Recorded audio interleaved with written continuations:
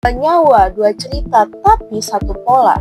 Tiada rupa ngayunan, diplomat muda Kementerian Luar Negeri yang dikenal bersih dan juga berdedikasi, ditemukan tewas di kamar kos, kepalanya terlilit lakban, tubuhnya berselimut. Tidak ada tanda kekerasan, tapi terlalu banyak kejanggalan. Lalu ada kasus Brigadir Nur Hadi, anggota Polri yang juga dikenal jujur dan juga lurus, ditemukan tenggelam di kolam renang. Awalnya disebut kecelakaan, tapi otopsi membuktikan ada pencekikan, ada luka lebam dan juga ada pengkhianatan. Keduanya adalah abdi negara. Keduanya pergi dengan cara tak wajar. Dan keduanya mungkin saja menyimpan kebenaran yang belum sempat mereka ceritakan.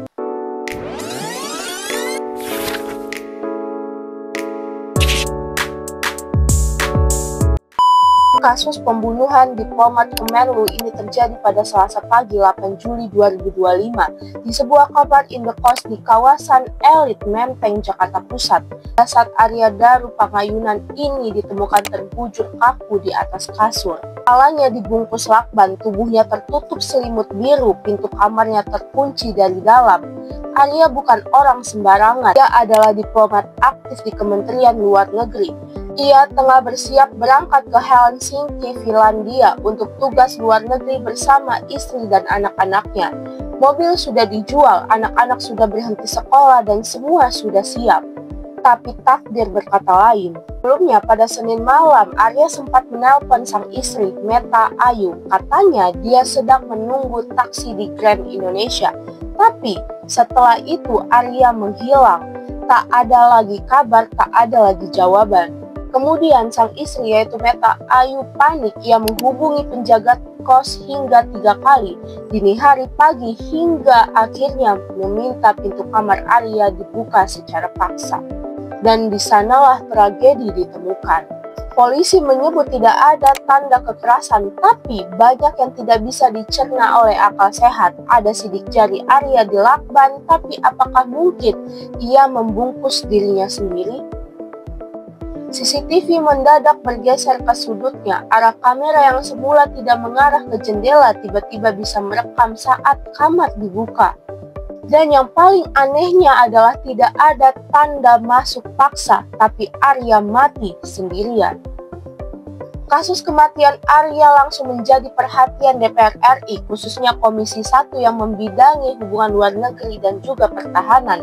Anggota DPR dari PDIP yaitu Syarifah Ainun Jaria mendesak kepolisian agar menyelidiki kasus ini secara tuntas dan juga transparan. Selain itu, Juniko Siahaan, anggota DPR lainnya menambahkan bahwa negara harus mulai menata ulang sistem keamanan tempat tinggal para pejabat, termasuk diplomat. Ia menyebutkan kita tidak bisa menunggu tragedi demi tragedi. Arya bukan diplomat biasa. Ia adalah salah satu pion penting Indonesia dalam perang melawan tindak pidana perdagangan orang atau TPPO. Ia dikenal keras, vokal, dan juga berani. Selain itu, yang menjadi kejanggalan dan juga pertanyaan dari netizen, sosok Siswanto, seorang penjaga kos, langsung menjadi perhatian setelah rekaman CCTV menunjukkan ia beberapa kali melintas di depan kamar Arya. Pada pukul 5:20 waktu Indonesia bagian Barat, ia kembali muncul, kini membawa sapu dan juga mengintip ke jendela. Namun di balik sorotan publik, ternyata Siswanto menyimpan rasa takut yang dalam kepada temannya Andi, penjaga toko elektronik di sekitar lokasi. Siswanto curhat bahwa ia stres dan juga merasa tertekan karena terus-terusan ditanyai oleh polisi. Kemudian pada Sabtu pagi 12 Juli 2025, ternyata Andi melihat Siswanto dijemput oleh beberapa orang tak dikenal dengan mobil. Raut wajahnya panik seperti orang yang tahu bahaya sedang datang. Setelah itu penjaga kos Siswanto tidak lagi terlihat sejak saat itu. Lalu sebuah fakta mencuat, ternyata Arya Daru sempat menyapa Siswanto malam sebelumnya. Sekitar pada pukul 22:30 waktu Indonesia bagian Barat, Arya sempat makan, buang sampah, dan berkata, "Ayo mas," sebelum masuk ke kamarnya. Dan teman-teman, salah satu kejanggalan yang ramai dibicarakan adalah arah CCTV yang mendadak berubah. pada pukul 23.24 waktu Indonesia bagian Barat, saat Arya terlihat membawa kantong plastik berwarna hitam, posisi kamera tidak menyorot ke pintu kamar. Tapi pada pagi harinya, kamera dengan jelas memperlihatkan proses pembukaan paksa jendela kamar. Polisi menyebutkan bahwa perubahan ini sedang didalami, termasuk jenis kamera yang digunakan. Lalu muncul teori lain yang mengerikan dan juga tak terduga, autoerotic asphyxiation, yaitu sebuah praktik seksual menyimpang yang melibatkan pengurangan oksigen ke otak untuk menambahkan sensasi orgasme. Zoya Amirin, seksolog klinis, menyatakan bahwa perilaku ini tuh memang eksis meski tidak umum dibicarakan di Indonesia. Namun, apakah Arya melakukannya atau ada pihak lain yang memanfaatkan teori ini untuk menutupi sesuatu? Selain itu, kita ke kasus yang lain yaitu Brigadir Nur Hadi. Pada Juli 2022, publik dikejutkan oleh kematian Brigadir Yosua. 2025, giliran Brigadir Nur Hadi, anggota Polri dari NTB, ditemukan tewas di kolam renang sebuah villa di Gili, Trawangan. Awalnya disebut tenggelam, tapi keluarga tak percaya mereka menemukan luka lebam. Setelah ekshumasi dan juga otopsi, hasil mencengangkan, ada patah tulang lidah, memar di kepala, punggung, dan tengkuk. Artinya ada pencekikan sebelum korban tenggelam.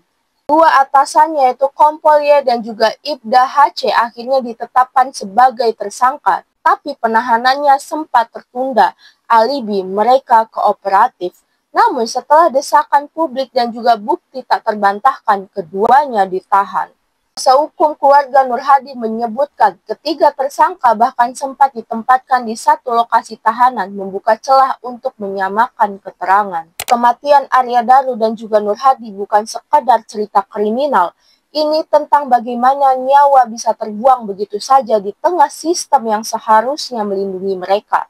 Ini tentang kejanggalan demi kejanggalan yang terlalu sering dibungkam oleh istilah masih diselidiki. Dari lakban CCTV bergeser hingga luka lebam yang awalnya disangkal, kita tidak lagi bicara soal spekulasi, kita bicara pola.